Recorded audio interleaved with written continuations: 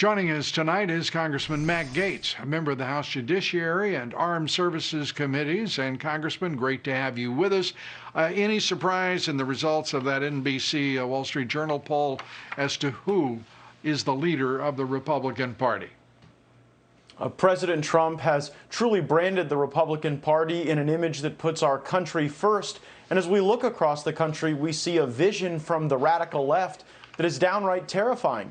They want to lock us in our homes, take our guns away, make the jobs that had us prosperous illegal, and then they want to defund the police while a radical mob runs down the street, lighting things on fire, throwing cinder blocks, and crashing our cars.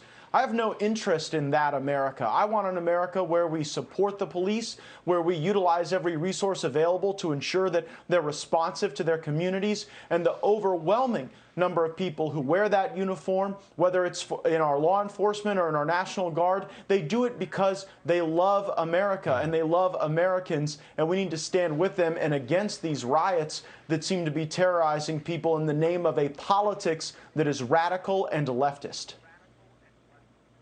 Well, and a president who is, in my opinion, the greatest president in the country's history.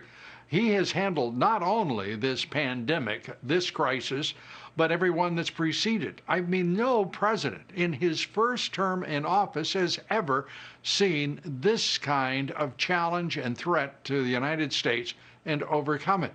And I just cannot comprehend Mitt Romney's and the other rhinos of the Senate in particular. You may be distressed to learn that Colin Powell is not going to vote for him, Congressman, in November.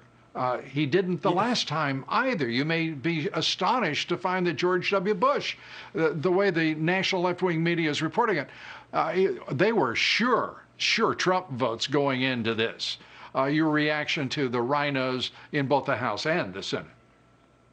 Yeah, I think that the last time I was listening to Colin Powell, he was saying something about weapons of mass destruction in Iraq. I don't particularly know why anyone's listening to him now. I think he endorsed warmongers Barack Obama and Hillary Clinton as well. President Trump seems to be realigning our priorities to our people. That's something that George W. Bush had real challenges with. I mean, his strategy was to surrender to the left-wing media. Donald Trump is not a president who will surrender anything. And in the face of these riots and this discord on our streets, we see major metropolitan areas like Minneapolis, for example, merely saying that they're going to dismantle their police department and leave their citizens at risk. This is insane, and it's important that Republicans in Congress contrast the vision for our country with the left and the right.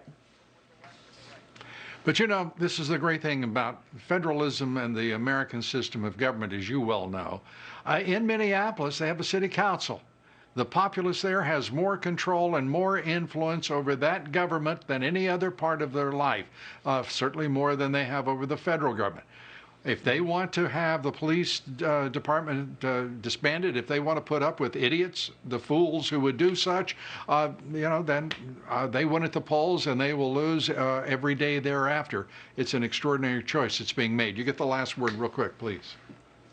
Well, we see what happens when we demonize the police. We call it the Ferguson effect, where you demonize the police, they stop engaging with the community. And you know who that hurts most? It hurts the poor. It hurts people in urban environments. It hurts minority communities. And so I think if we stand with the police, it'll be better for all Americans.